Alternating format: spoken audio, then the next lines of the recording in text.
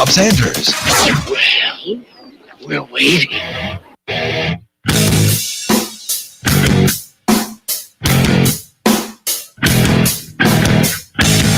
Well, welcome into the Rundown here on Fox Sports Radio 1400 around the world on the iHeartRadio app. My name is Rob Sanders. Thanks for joining us today. Got a great show planned for you. Actually been looking forward to today because we're actually going to get somebody on that actually knows things. Imagine that. As I welcome into the show, Coach Eric Wilson. Coach, thanks for coming on the show and bringing up the IQ of the program. Well, I don't know about the second part, but I'm glad to be here. Always glad to chat with you, my man. Well, hey, it's always cool to have you with us. And I've got questions for you, man. I wanted to talk to you a little about the spring game. And then, you hear things about the summer program, and I want to ask you about that too. But let's start with the spring game. It was kind of vanilla, I guess is the term that you could use. But what did you take away from the spring game that maybe something is like a beacon of hope for the fall for the Gamecocks? Oh, well, I was right there with you. Vanilla? So I'd say the thing that you got, can you hear me? Yeah, I can hear you. Go ahead. Okay. So it sounds like I thought that the offensive line looked really good in the run game. They looked strong, physical. I felt like they meshed well together. It was unfortunate that we didn't get a chance to see Marshawn Lloyd or Kevin Harris due to injury. But Zaquandre Wright looked good, for a guy who's technically number 3 on the depth chart. He ran really hard, broke a lot of tackles. So the good thing to me, I think, on the offensive side of the ball was the ability to run the football and the way the offensive line looked. On the defensive side of the ball, I thought the biggest thing that jumped out at me was an improvement in the defensive line, specifically Zach Pickens. South Carolina's really needed somebody inside to step up the last couple of years. Obviously, we know that J.J. Ngabari can rush the quarterback and that he can get some pressure there. But Pickens looked good. Just as a whole, the defensive line looked significantly better. So those are the places where I would start in terms of, positives. Yeah, and, I kind of got that too, but just not having those guys out there is a big deal. What did you think of the receiving core? So I think the receiving core is a little bit, kind of more the same of what we had last year. There's really not anybody out there that's a proven commodity. You got the player with the most receptions was I think he had 3, if I'm not incorrect. Right. And then I'm trying to think, who was it that had 3 receptions? I've got to check the box score. I can't remember, but it was. They didn't really throw the ball much. I mean, it was more, hey, we're going to line up and run. But what I meant by it was the idea of blocking down the field, because that's very important as well, right? Oh, yeah. I mean, so here's the thing. I think you're still going to see a lot of the same issues that we saw last year on the offensive side of the ball. The new kid that came in from St. Francis, he was the guy that I was the most excited about. He had 2 really nice catches down in the red zone. He's a big, tall, 6'7", 230-pound receiver. Yeah, E.J. Jenkins. To me, he's the guy who's the most exciting in terms of potential, for this football team. Josh Vann got a couple of reps. He kind of looked a little bit like we're used to seeing him look, or Trey Smith kind of looked the same way. Like, nobody really jumped out other than the Jenkins kid, in my opinion. The Kerryon Joyner is the one. For some reason, I'm old. My brain doesn't work right all the time. But he's the guy who had 3 receptions. I thought he looked better in the slot than he has in the last year. I think he's probably finally gotten some real time under his belt at the position. And so he'll probably play a bigger role in the offense. But I think that the biggest place where, just from the standpoint of throwing the ball, where you're probably going to need to see a lot more growth is at the quarterback position. And I know that during the season last year, everyone was just, give us Luke Doty. But he's a freshman who played 3 games. He doesn't have the same kind of arm talent from what I've seen, of a Helinski. And so I think, what you're looking at is a guy that they're really going to have to figure out, how do we use him as a dual threat guy? We're going to have to make people pay and have to come down and defend not only Harris and Marshawn Lloyd, but they're also going to have to defend Luke Doty in the run game, and that's going to open up their ability to throw the ball. I don't think you're going to see South Carolina be a team that sits back and throws a bunch of 5-step drop. Most of their stuff's going to have to come off play action and things like that, and they're going to have to be able to run the football first. Was the vibe just, it seemed to me the vibe was different from spring games from before. I mean, it kind of feels that way with everything that they're doing down there right now. Would you agree? Yeah, well, I think you've got this young staff of guys who are all, out there to prove themselves, right? So not only do you have a football team that feels like it has to prove itself, but you've got a coaching staff, that feels the same way. Shane Beamer's a first-time head coach. This is the job he's wanted forever. And most of the South Carolina faithful are excited to have him here because he's excited to be here. But there's, mixed views on whether that's going to be successful because you don't know until somebody's done it. So he's got something to prove. Everyone he's brought in has got something to prove, whether it's the defensive coordinator coming up from Western Kentucky, whether it's Satterfield coming down from the NFL and getting a chance to be a coordinator down here, whether it's the position coaches, a guy like Eric Kimry who's coming up from the high school level. They've all got something to prove, and I think that energy comes out on the field. There's nobody there that's been sitting here in the position they're in right now that's been doing that for the last 10 years in the SEC. So they're all just as hungry as a staff, I think, as they want their football team to be. What did you think of Jason Brown, the transfer quarterback in from St. Francis? It seemed like the ball came out of his hand fast, and maybe that's just me, but it seemed like he made his decisions and he threw what I thought was a pretty good ball down the field. Yeah, it was interesting because he didn't get, you had Gauthier on one side, and then you had Doty taking snaps on the other side for the first team. But what you saw was as the half went on and they got into some situational stuff, they actually put the Brown kid in front of Gauthier. And I think part of that was just because of the way he was playing. The one thing that you can't take for granted with him is the fact that he's been I think it's a 3-year starter at St. Francis. So I know he's stepping up in level, but he's a guy who's been there and had the bullets fly around him as a starting quarterback for multiple seasons. And with experience comes, a sense of calm, and also comes a sense of maturity, taking the snap and reading the field. And I think you saw that from him, even though it's his first, opportunity in SEC play. He looked like a quarterback that was comfortable being back there. That's one of the interesting things there. And of course, we look at the roster, and I don't think that any roster around the country is set right now. I mean, if you look at Oklahoma picks up Arkansas's top wide receiver from last year. And, I wanted to talk with you a minute about the transfer portal because the coach up at Wake Forest calls it the trash portal because you have so many guys that go. I mean, that's what he called it. No, I know. I laugh about it, but it's true. I mean, a lot of these guys go thinking the grass may be greener on the other side, but then again, maybe it's not. I mean, how do you think the transfer portal is going to affect this upcoming fall, especially with a lot of people getting an extra year? I mean, it's going to play a huge impact. I think more than anything, it's going to play a really big role on teams that are in the middle. So it's not going to have that much of an impact on teams like Alabama, the Clemsons of the world, who are stacked, right? They're going to lose some guys who have been there for a couple of years and aren't playing and are getting beat out by younger players. They've done a great job recruiting. The teams that it's really going to potentially impact for the positive or for the negative are the teams in the middle, like South Carolina, like teams that are on the bubble and trying to get over the hump. There's a lot of players that are coming out that are better than the kids on existing rosters at mid-level teams, like a South Carolina, like Wake Forest of the world. I mean, pick one, North Carolina State, any school that, is an average to below average football team.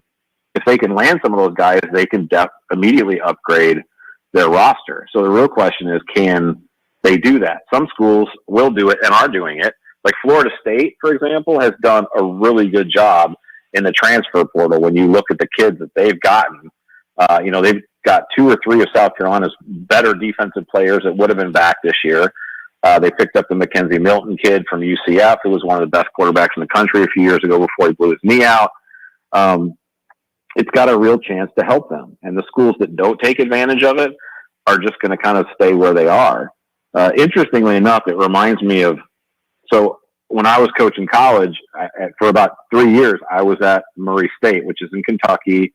It's an FCS school. And we used to hold back 5 scholarships every year, 4 to 5, for kids that were transferring out of FBS programs. And we would get really good kids. We had, I can't remember his name now, but we had one of the best running backs that Clemson had, who had gotten into a little bit of trouble. He came up and was a great player for us. We actually had Justin Fuente, who transferred from Oklahoma and played quarterback for us for 2 years, broke a ton of conference records. And it made a huge impact on those football teams. Well, now those kids don't have to transfer down to, see, they used to transfer to FCS because it was the only way they could be immediately eligible. Now that's not happening. They can go anywhere and be immediately eligible. So mid-level FBS teams are the ones who stand to really benefit from this if they're doing a good job. And you're seeing most schools that are like a South Carolina holding back anywhere from 3 to 6 scholarships because they're trying to fill positions where they have immediate needs with transfer kids. Back to the Gamecocks for just a moment. You said you thought they would still have the same issues they had last year on offense. What can we expect different this year with the 2 new coordinators? Well, I think offensively, you can expect to see a quarterback-based run game. So that was the biggest thing that we really didn't see last year, with whether you had Helinski in the game, whichever quarterback you had until Doty came in, you had a run game that was based around being a 5-step offense or a play action offense. That obviously Kevin Harris was the foundation, run the football, and then try to be able to throw play action. But again, you can't, it's very difficult to run an offense like that when you have one receiver, Shi Smith, that could really go out and make plays for you, and everyone else just got covered. So what I had said a little bit earlier, I think, is what you're going to see on offense, and that's a quarterback run game. And so as a defense, not only are you going to have to defend the running back, they're going to run a ton of zone read off of that, and you're going to have to defend Luke Doty out the back door, which means you can't run an extra guy down into the box for the cutback, because you've always got to worry about him coming out in the weak side alley, keeping the ball. So I think everything's going to start there. They're going to make you defend that. We didn't see a ton of it this week, but I think because of the how good their backs are, I would expect to see the screen game be a big part of what they do. And then from there, you build out your passing game. I don't, at least so far, have not seen Luke Doty be super effective dropping back and reading the entire field. I think he will probably be a more effective quarterback moving the ball, whether you sprint him out, whether you're running him on bootlegs, pick and choose when you're going to take vertical shots down the field. You still have to figure out how to make big plays, but he's not a guy that I've seen stand back there, take a 5-step drop, and hum a 15-yard out on a consistent basis. So I think that's what you see from the offense. It's a heavy quarterback-based run game, and then everything comes off of that. But on the defensive side, going to the 4-2-5, what will that look like for next season?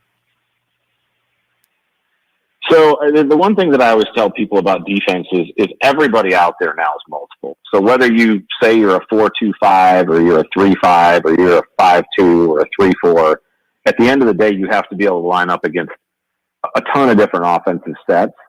And so you have to be able to run everything. If you're a 4-2 team, you're still going to have to be able to get into a 3-4 defense, depending on what some teams are going to give you offensively, so that you can make sure everybody's covered down, and you've got the alleys taken care of. I think the one thing about being a 4-2 team is you give a little bit more of a dedication to a guy like Mbari as our edge rusher. Whereas like the one place where he was in a difficult position last year, and it'll be interesting to see how they try to address this, is he's great off the edge, rushing the quarterback. but he's undersized when he gets in a situation where teams line up in a tight end set and a tight end and a tackle are double zoning him up to a Sam linebacker. People got a lot of push on him and a lot of movement on him. So the interesting part's going to be, okay, if you're going to be a 4-2 team, he was usually, I would imagine, because they didn't do this last year, but I would expect that I would always want him on the weaks, like on the open end side. I would never want him getting doubled up by a tight end and a tackle. So I would be flipping him on the open end side, trying to get him as a rusher or at least just one-on-one with the tackle. But being an even front team is a little bit more of a commitment to just having a 4-man rush, as opposed to always having to bring a linebacker from somebody to get somewhere to give you your fourth pressure. It's going to be interesting to see how that goes, but go ahead. No, I was just going to say, and I think that you'll see a ton more, which we saw on Saturday, a lot more zone defense. The idea, and Muschamp has always been a man guy, plays a lot of man. And honestly, even though they didn't do it very well last year, going into the year with the athletes they had, you should at least, I would have been looking at them going, yeah, we should be able to play a decent amount of man, with the guys we've got, with J.C. Horn and with all these guys out here, we should be able to play some man coverage. J.C. Horn was great at it, but not everybody else was. Yeah, and that was going to be something else I was going to ask you. And then in the coming days here in the NFL draft, we're going to see J.C. Horn probably be a top 15 pick. Israel Mukwamu's probably going to be picked in the first 3 rounds. I mean, you see that talent, and then you're like, how could those guys who are legitimate studs, how could the defense be so putrid for South Carolina? Was it an issue of the linebackers not living up to where they needed to be, or was it an issue of scheme or something else? Well, so the one thing that I've, and obviously, you mentioned it, but J.C. Horn was great in man coverage, right? Right. But when you look at the other side on the other corner, I think he's going to be a safety in the NFL. Mukwamu? He was never, Mukwamu was never amazing at getting his hips open and being able to just really run and play lockdown man. He's really long, and he's very athletic, but you got to really be able to flip your hips and accelerate. And he was not as good at corner as everyone had kind of professed him to be. And he was hurt all the time. So he's long, he's really rangy. He can cover a lot of ground. That's the kind of guy that I think he'll end up being a safety in the NFL. And that's probably a position where he's going to be much better. So, but he was the second best corner that we had. So you kind of have to play him there. So you had a lot of injuries in the secondary last year. I think if we could have been really good at playing zone, we would have been better at playing zone. But that was not, Muschamp's game was to play a lot of man. That's what he did. But I do agree with you. I think the biggest place where South Carolina got hurt was at the linebacker position. We were really thin to begin with. We had injuries at the beginning of the year, which thinned us out even worse, to the point where towards the end of the year, there were guys playing that we had never even heard of before. And Jones was about the only guy on the field who was a difference maker at linebacker. Everyone else was, not to be too negative, but was just taking up a lot of space. And couldn't get downhill into their gaps, got covered up and blocked way too easily. Really hard time getting off of blocks. Just the linebacker position for South Carolina last year was pretty much non-existent.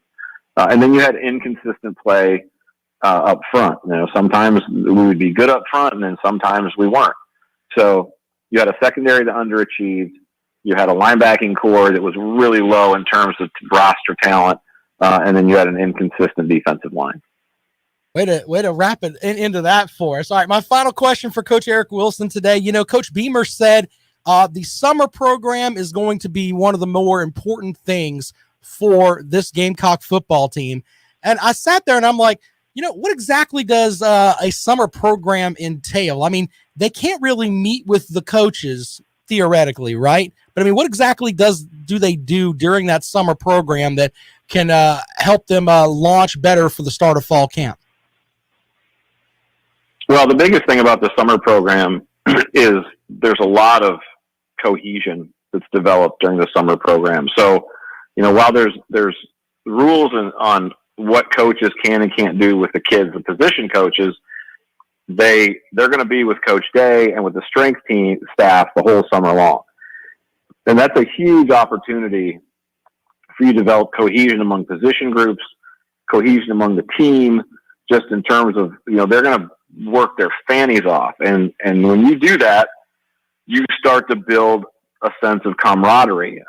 And they're going to be, the job over the summer is to test these guys to a point where when the season comes around, they're looking forward to football because the summer was really hard.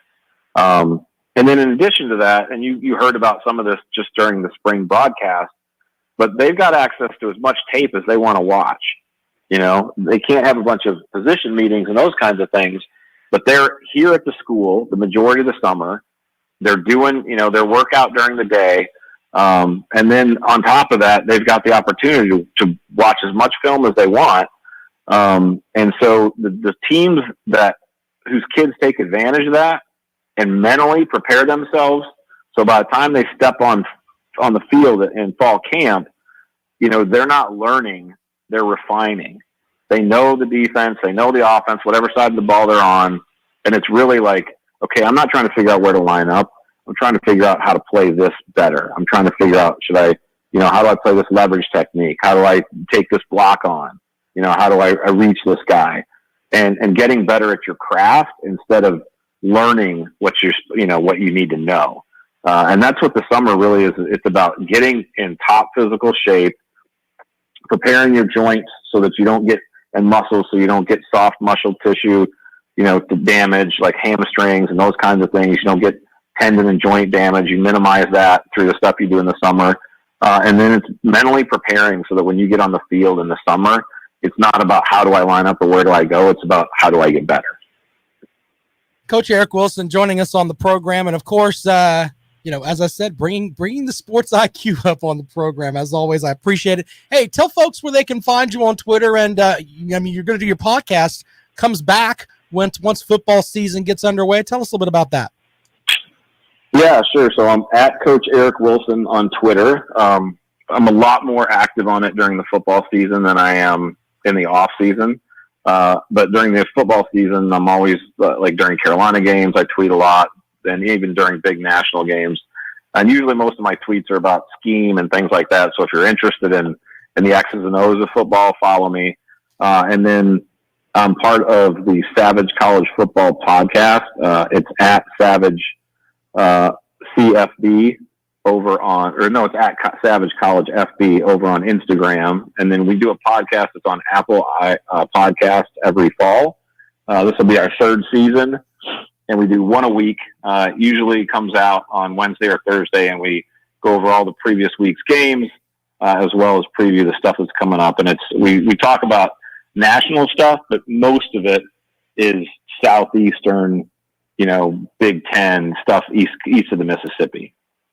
All right, Coach. Hey, man, I appreciate you joining us on the program, and I hope to have you back on as we get closer to football season. Yeah, brother. Great talking to you. You have a good one. All right, man. Thanks a lot. Coach Eric Wilson joining us here on the program, and he's coached everywhere. Done all kinds of great stuff on the as far as he was a former assistant for the Gamecocks, coached at Murray State. He's now the offensive coordinator at Hammond. So, yeah, he's great. And Savage College Football, that name sounds familiar. Yes, he's in here with us on Fridays. So, just his stuff is really good, especially if you like, as he said, the X's and O's of it. And when you start following what he puts out there, and then you go and you read more things, and you're like, oh, wow, so that's why they're doing this, and that's why they're doing that. And last season, before the season started, he said something on this program that was kind of what he thought would happen with that Gamecock defense. He said, and I've got the clip isolated somewhere, he says the Gamecocks have one SEC quality linebacker, and that was, of course, Ernest Jones. And, he doesn't want to just bash college kids in general, but he said that's going to be an area that's going to be a problem for the Gamecocks. And when you think about it, if you go back and watch games, what he said makes a lot of sense. The linebackers get pretty much eaten up. They don't get off their blocks, and that had a lot to do with why sometimes the Gamecock defense would get eaten up a good bit last season. Now, obviously, you're going to have some time for some of that to remedy itself, because it's like the basketball theory of, if you want better free throw shooters, recruit. If you want better linebackers, you got to recruit. You got to develop what you've got there now, but then recruit for later on. So I don't know if things are going to change much this season, or if when they're in that 4-2-5, if that's going to mask some of the deficiencies at linebacker. I don't know, but it's like a big chess match. And the man that can make you kind of understand that better is Coach Eric Wilson. Follow him on Twitter. Brock with a comment: outside of running back, what area won't be a problem for the Gamecocks? I like Parker White, and I know that you're thinking that I'm mocking, but no, I think Parker White's going to be all right. And you know what? I maybe it's just optimism from me, but when I look at the defensive line for South Carolina, I'm not saying they're going to be world beaters, but Enyambare is a good guy from the edge. Zach Pickens is highly recruited. Ricky Sandage was a guy that was highly recruited. In addition to that, you've got Jordan Birch too, who is a linebacker, defensive lineman, whatever it is you want to call them. I think that might be a strength for the Gamecocks. And you can also go with Muse at tight end. I think he may be one of the better receiving tight ends in the conference. Just saying. I mean, he's not going to be, Kyle Pitts, but he's going to be a guy that could possibly do something. He can catch the ball. He may end up leading the team in receptions. Wouldn't be surprised by that.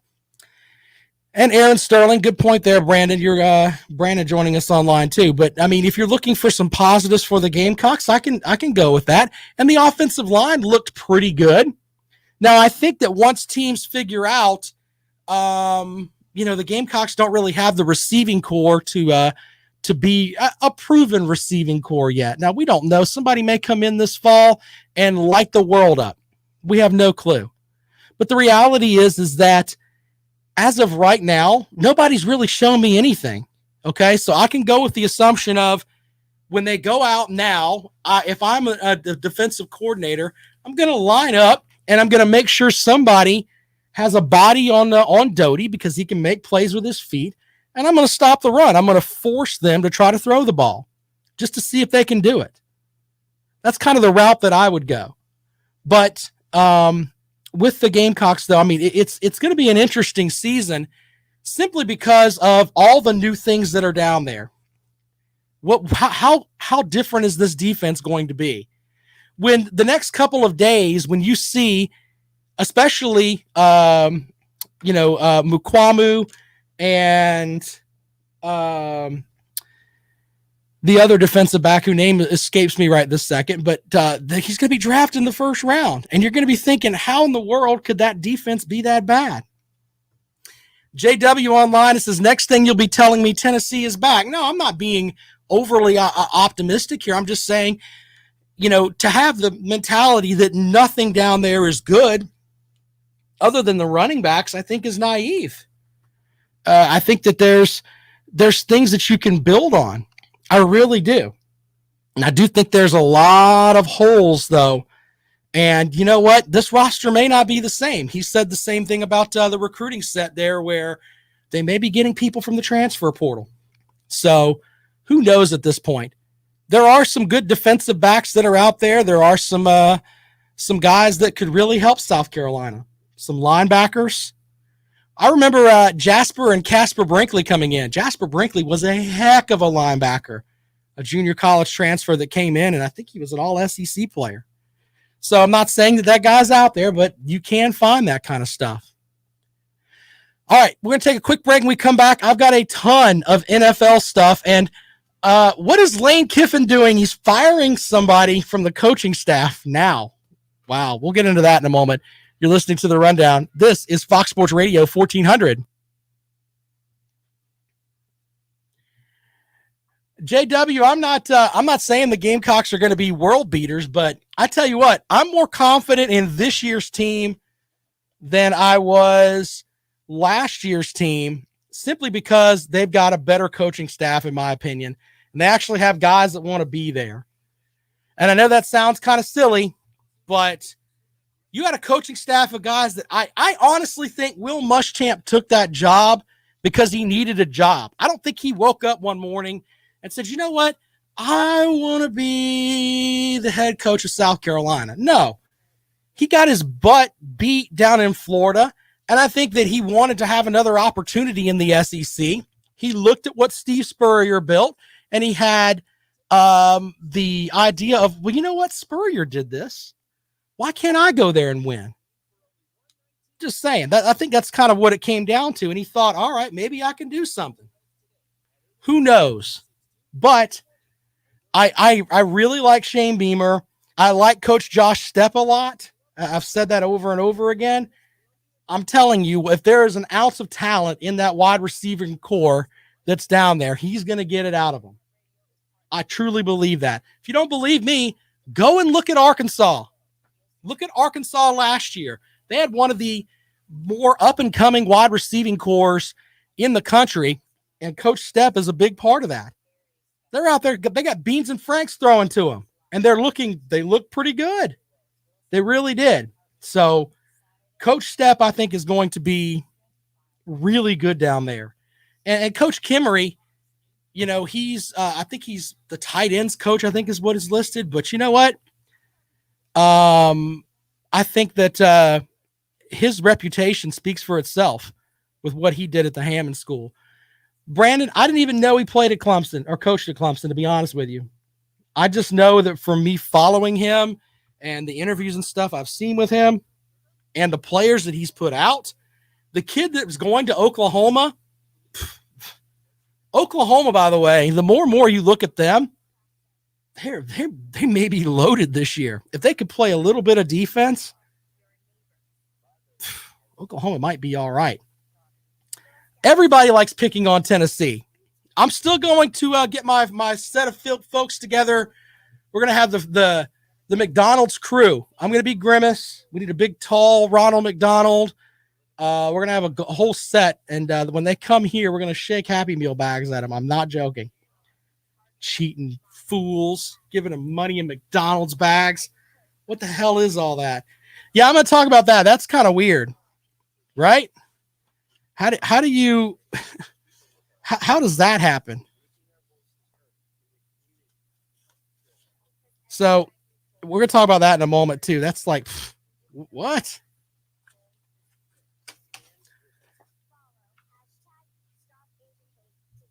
Something had to happen with Lane Kiffin and this guy. And we'll get into that. I've also got some stuff on the NFL draft.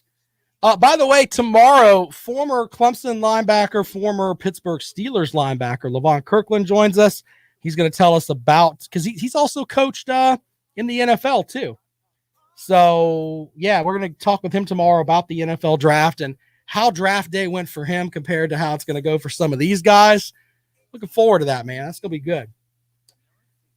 So,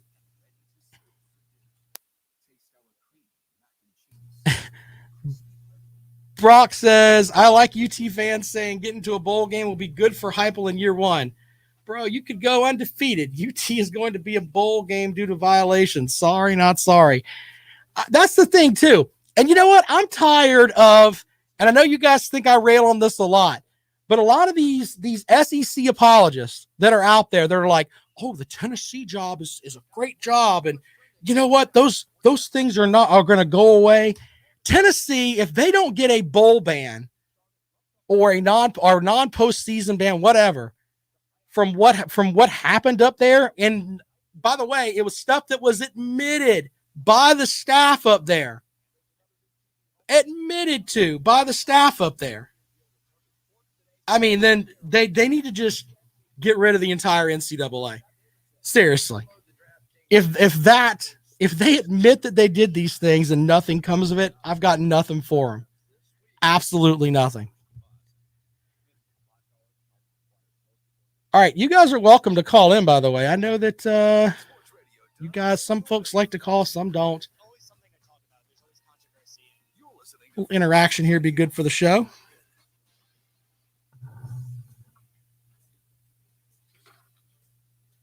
Big thanks for Coach Eric Wilson joining us here on the Rundown. If you missed it, shame on you, but you know what?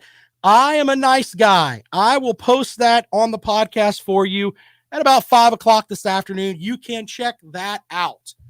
The whole interview there, what he thought of South Carolina in the spring, how the transfer portal, learn to speak English, Rob, is going to affect the season this year.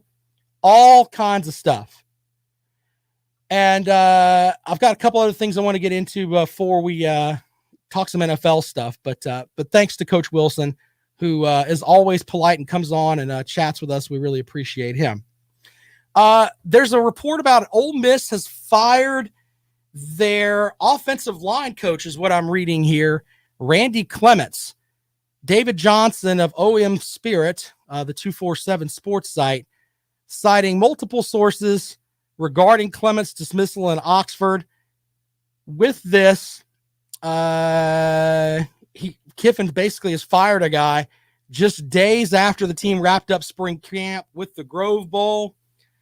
Clements officially held the title of running game coordinator and offensive line coach for the Rebels. He has 30 years of coaching experience, including 10 seasons working with the offensive coordinator, Jeff Lebby. Prior to being in Oxford, he was the offensive line coach at Florida State, working under Kendall Briles. Clements and Briles previously worked together at Houston and Baylor. So I don't know what happened there, but man, the timing on that's bad. You know, you would think some players would be like, oh, great, you've got me projected to be the third string guy. I'm going to go somewhere else. But hey, the coaching staff's like, yeah, this guy's got to go. I don't know what happened down there, but we shall see what's going to happen with Ole Miss down there. We were talking about Tennessee in the chat room, by the way, which you can join. Just go to foxsportsradio1400.com. And, you know, Tennessee fans, and Brock, who watches the show every day, we appreciate him, says, I like UT fans saying getting to a bowl game would be good for Heupel in year one. You could go undefeated. UT is not going to a bowl game due to violations. Sorry, not sorry. He's right. With the stuff that came out from UT where basically Fulmer left in disgrace. I mean, that happened. Jeremy Pruitt was shown the door. They had an investigation where they had the whole thing where the McDonald's money and all of that. If the NCAA doesn't at least give them a bowl ban for this year, shouldn't be. They should just blow it up, man. Seriously, I'm trying to find a word where I'm not going to use curse words, but the NCAA infuriates me because when you have a blatant set of cheating, which is what's going on here, this isn't like when South Carolina years ago got busted for putting too much frosting on cookies. Look that up. That's out there. If they don't get a bowl ban, the NCAA just needs to just literally close. That should happen. They should have a reduction of scholarships. I mean, they admitted that this happened. They admitted to it. Everybody remembers the athletic director. Now, the reason that she did that, or I'm sorry, the chancellor of the school, whatever it is, going up there and saying, hey, this is what happened. We've got to get Vol football back to where it was. And I get all of that. But they did that so they wouldn't have to pay the buyout for Jeremy Pruitt. You said those words, though, and you admitted to what had happened there. There's a section of the SEC apologists that are out there. You know who you are, that are just saying, well, you know what? Maybe things aren't going to be so bad at Tennessee. Maybe Tennessee will just get, a little pop on the hand there, and don't do that again. Don't do McDonald's bags again. You can't do that. Maybe they'll get a talking to. Oh, they cleaned out the coaching staff. Everything's going to be fine. Look at them. They're doing everything like they're supposed to do. No, shouldn't be that way. They should have the stick thrown at them. Blake says Hugh Freeze is still on show cause because he dialed one wrong phone number years ago. I'm not going to try to defend Hugh Freeze because I don't think that he's a very good person either. I'm glad that he found Jesus up at Liberty. People were talking about him possibly coming down here to take over for the Gamecocks. That would have been an epic failure, in my opinion. Stay up there, continue molding yourself up there with Liberty, and then go from there. But It's a mess with the stuff with Tennessee. And I don't know exactly what's going to happen yet, but if they just get off with nothing, or reduction of 2 scholarships, something like that, after the show that they put on, the NCAA just shows that it's just silly. Absolutely silly. All right, we'll take calls on that at 803-978-1832, 803-978-1832. Brock says they should have a bowl ban for 2 years. Yeah, they should figure something out quick. Let's not forget Missouri.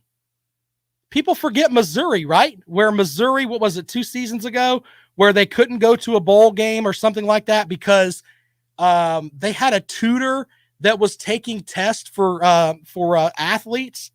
People seem to forget that. Mizzou had the whole thing where they didn't know anything about it. And Mizzou got completely thrown under the bus. We're talking about cash money in bags. And by the way, I get, and what Blake said makes sense. They're not working on it because of COVID. That's ridiculous at this point. People have figured out Teams meetings and everything else. I had Teams meetings today. All right. If they want to work at the NCAA, they can. UNC with their stuff. Very good point there, Jimmy, where they were basically given degrees out the drive-through window. What happened there? Not much. The drug charge is under the new staff. Good point there, JW. Quick break. When we come back, we'll wrap it up. NFL Draft Talk right here on The Rundown. This is Fox Sports Radio 1400. I just get, y'all, I'm sorry if I'm ranting, man, but every time I see this stuff with the NCAA and I see what they do to schools that aren't the quote-unquote blue bloods, and it's stupid. It's absolutely stupid. It's ridiculous. I mean, I'd almost rather be at the point of blow it all up, let people do whatever the hell they want to do. Seriously. If you're going to be a governing body of athletics, be a governing body of athletics. And first of all, let's be more open about what you're doing because nobody really knows. It's kind of a mess. Hold on, let me grab this call. Rundown, this is Rob.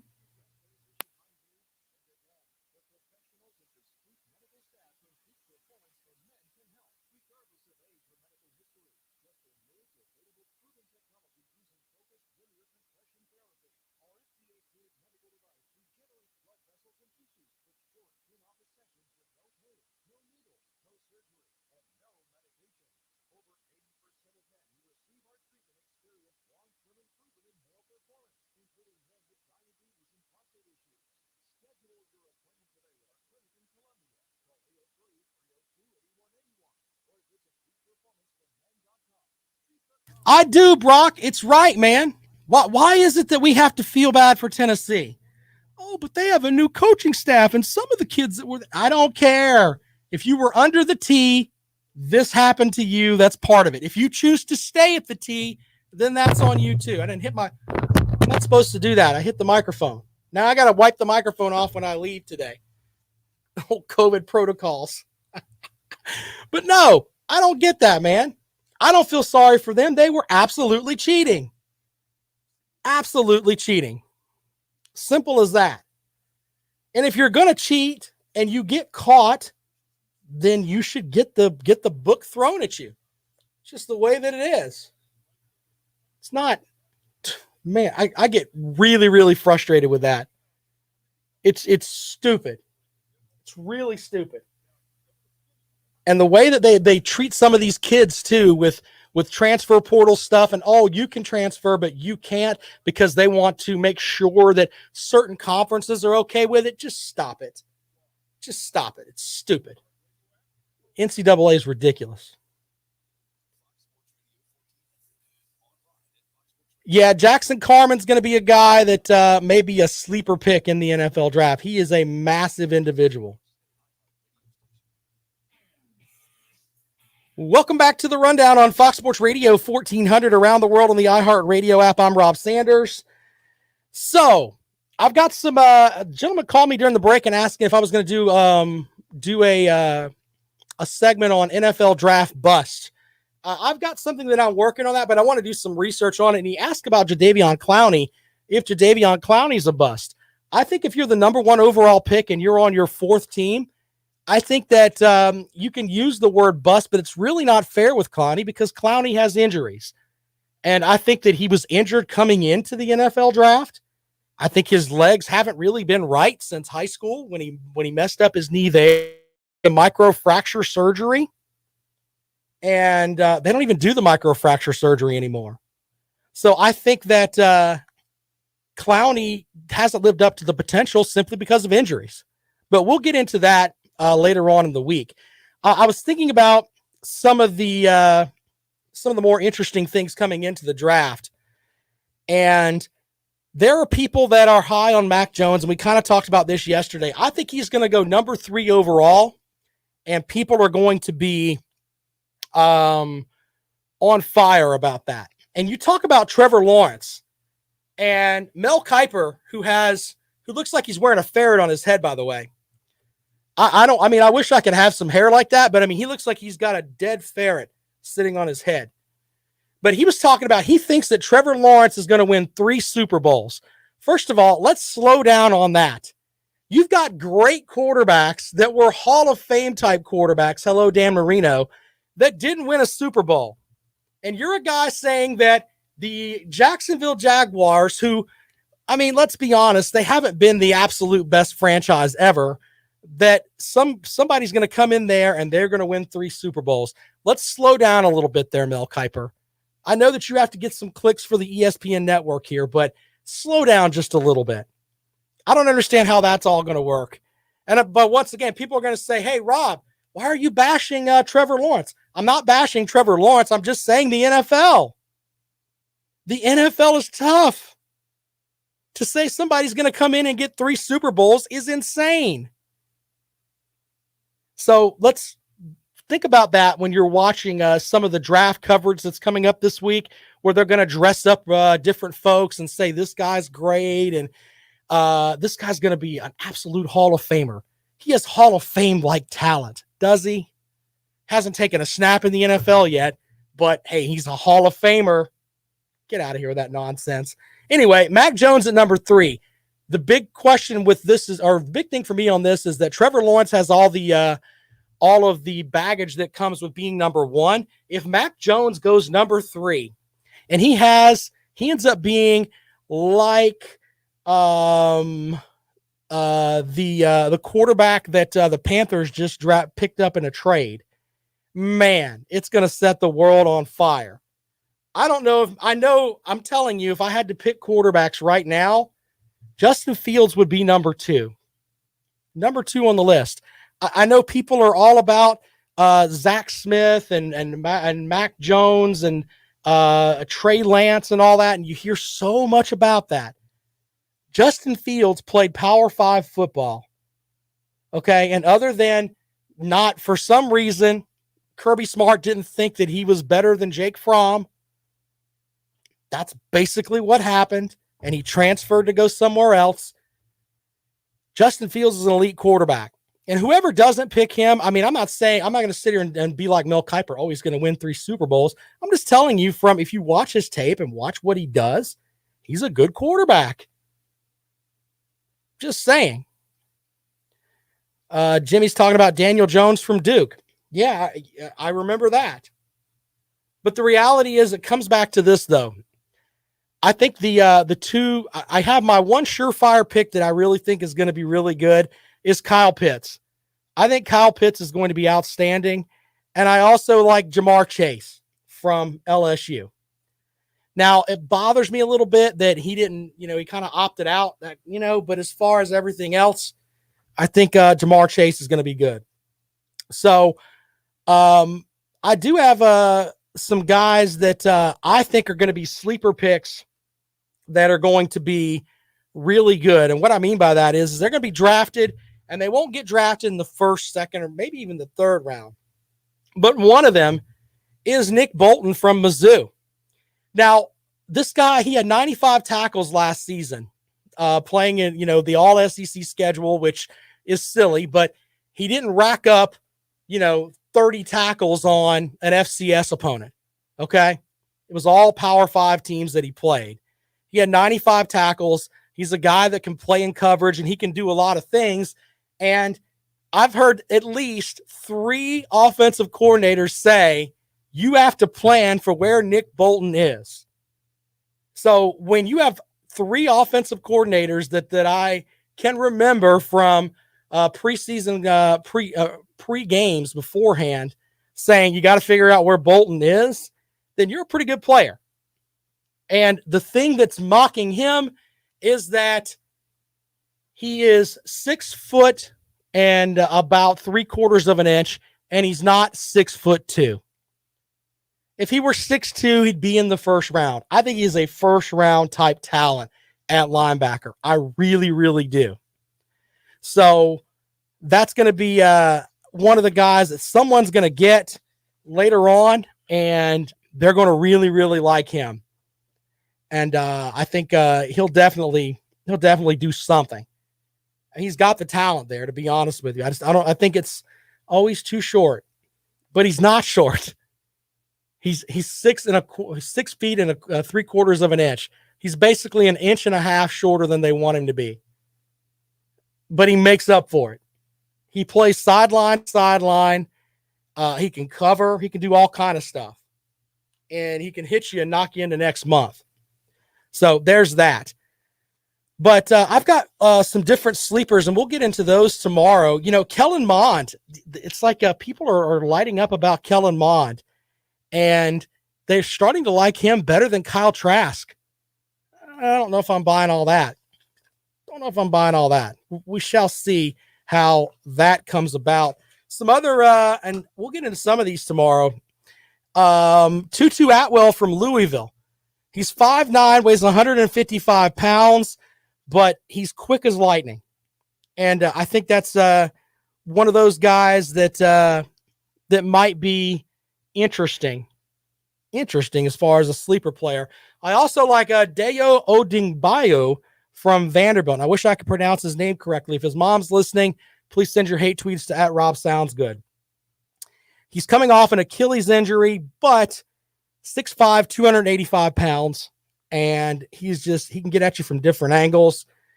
We shall see where he ends up. I think he's going to be good. Brock says he wouldn't draft Kellen Mond. You know, and once they get down that low, everybody talks about, Tom Brady and this guy and that guy. Yeah, there's only one Tom Brady. Let's make sure that we put that out there. There's only one Tom Brady. People seem to, Tom Brady was drafted late. Okay. Does that mean that we're going to find a Tom Brady every draft? No. Let's slow down on all of that. All right. Tomorrow on the rundown, we'll have more on the NFL draft. I think we'll do our all bust team tomorrow. And then we'll do our team that's all late round picks, not including Tom Brady because he's the easiest one. But we'll do that tomorrow here on the rundown, right here on Fox Sports Radio 1400.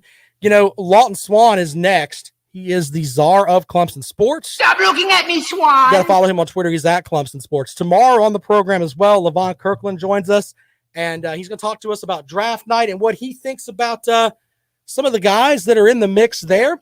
We may ask him some Clemson questions too.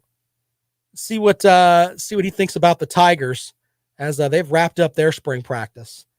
All right, I'm on Twitter at Rob Sounds Good. Of course, podcast up at 5:00. You can follow me on Twitter, as I said, at Rob Sounds Good. Lawton Swan is next. Teddy Hefner's on in the morning from 9 to noon. This is Fox Sports Radio 1400. That's a very good point, Blake. Blake, you're a Mississippi State apologist, aren't you? I respect that, sir. We don't have very many of those. Especially not on this program. We got tons of Gamecock apologists. Brandon Kuhn leads that up. By the way, I'm wondering about Devontae Smith, if he's going to fall off, because everybody and their brother's talking about, he's got this and he's got that and he's too skinny. The guy can play. I don't care what size he is. He can play. I don't know. We'll see. We'll see how that works out. Appreciate you guys as always, man. Thank you so much. And we'll be back at it tomorrow. You guys are awesome. Yeah, that's true.